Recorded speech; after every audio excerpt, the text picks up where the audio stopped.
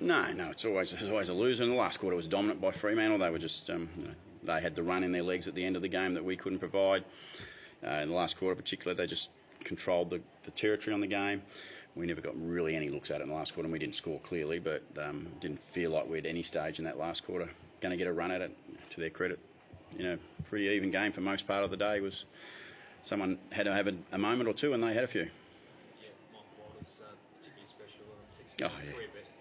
Some unbelievable goals and finish too, aren't they? I mean, he's a high-quality player. Everyone knows that. We've seen him win them games in the last couple of weeks. This way, he won it a bit differently. He won by a bit bigger margin, but he won them a game again.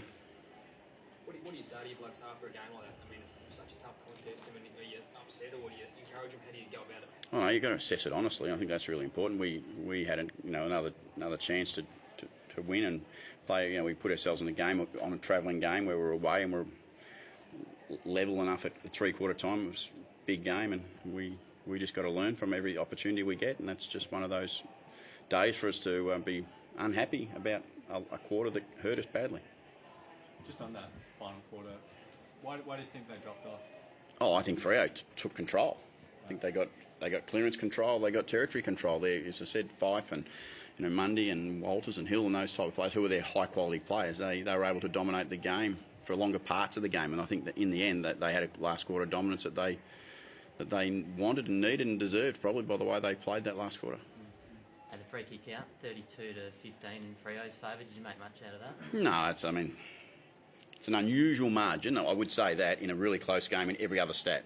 It's an unusual margin, but as I always say, it's a tough game to umpire, and the umpires do their best to do that. Sometimes it feels like a pretty uneven rub of the green, but that's what it was. And I can't change it. If I sit here and say anything else about it, I'm wasting my breath, because I think they try to do a good job every week. And Hamish Hartlett, he didn't look like he was out for 420 days.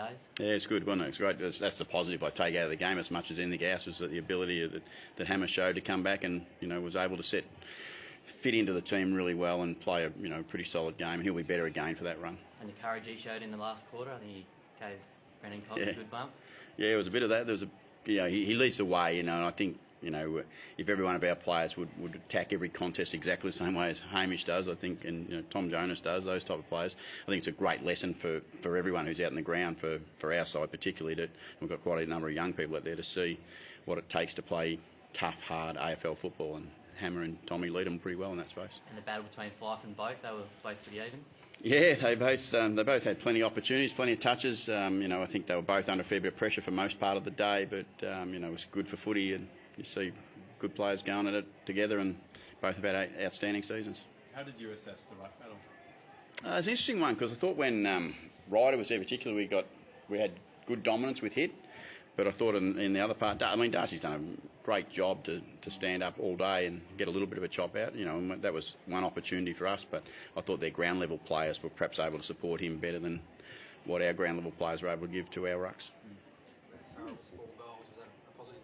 Yeah, clearly it's a positive. He's got some AFL traits that are really, really, really, really important. He's got some speed, he's got some great finish. I think, we've seen a really experienced player in Walters do something similar the other end, and we look at a very young Kane Farrell and think and hope that some stage in his career he may be able to do some of those sorts of things in big games as well. So that, but he's got an enormous amount of way to go. He's got a lot to work on, and he's very, very young and he's very inexperienced. Who do you get back next week? Well, it depends. We play tomorrow. The Magpies play tomorrow, and we'll look at those players and we'll make sure that hopefully they play good footy. But we've got some quality names in that team, and we'd like to think that they'll push their hands right up in the air. And and that was regardless of today's result. We would expect that those players would play well and they would push their way back into the team. So not just because we lose, but Dixon, Ebert, Wines, Garner, people like that who have been in really good form for a long period. Drew have been in really good form down there. So we've got a couple of more senior players who have missed a bit of footy. It's just important that they. Again, as we did with Hammer, we get them ready and we give them their best chance to succeed at AFL level. We don't rush them just because of winning and losing. How's Tom Jonas feeling? He copped a bit of a stray elbow but battled on. Yeah, not much hurts Tommy. He seems to be able to get through most things, and he bounces up and plays again and keeps going, and that's what he does. And in those situations, your doctors make all the assessments and they make the right assessments.